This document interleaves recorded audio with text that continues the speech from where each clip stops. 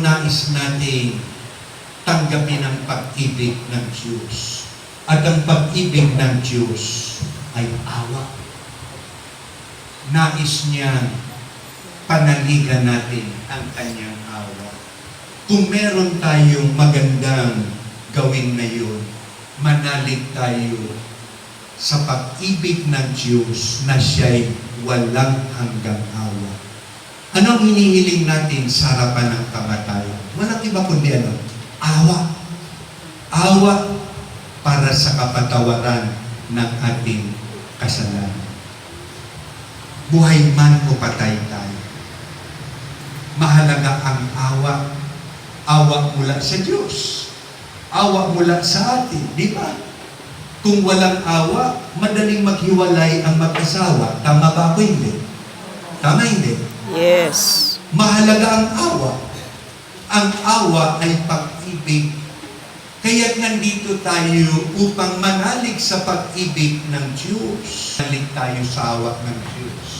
Si Kristo'y nakataas ang kanyang kamay, binabasbasan tayo. At sa kanyang pagbabasbas, makita natin ang dalawang sinag. Ano ito? Ang puti at ang pula. Dugo at tubig ng Panginoon. Pagmamahal ito yung tubig ng binyag. Ito ang tinanggap natin. Mabuhay tayong naaayon sa kalooban ng Diyos. At kaya magandang tanungin natin, bilang binyagan, nagsisimba pa ba ako tuwing linggo? Ako ba'y nagbibigay ng panahon sa Diyos? Elementary school, kahit Sabado Linggo, marami kayong trabaho. Pero hindi yan sapat na hindi kayo magsimba. Kaya mahalaga rin ipaalala na kapag linggo, walang trabaho dapat. Tama hindi? Dapat. Oh no! Araw para sa Panginoon. Araw para sa pamilya. Kaya itinuturo ko ito upang ngayon humaharap tayo sa kamatayan. Ang mahalaga ay ang pag-ibig ng Diyos. Amen? Amen. Ito ang ating hingiin na ang pag-ibig ng Diyos ay makamtan Diyos. Mga kapatid, sabi ng Panginoon sa Ebanghelyo, manalig kayo sa Diyos. Ang plano ng Diyos hindi kamatayan. Ang plano ng Diyos ay ang ating kaligayahang kapiling siya. Ito ang patutunguhan natin.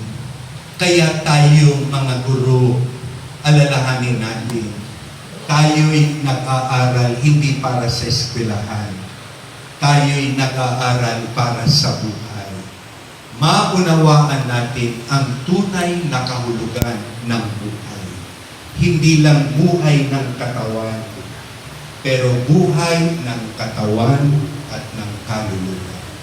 Kaya't mga kapatid, muling mapagnilayan natin ang ating pananampalataya. Kung kaya't mga kapatid, kung ang Diyos ay pag-ibig at awa, habang tayo'y nabubuhay, magi tayong daluyan ng pag-ibig at awa ng Diyos, lalo na sa ating hanap buhay, lalo na sa ating pagiging guro, na daluyan tayo ng pag-ibig at awa ng Diyos. Ang awa ay may papakita natin sa tatlong antas. Una ay ang gawa ng awa.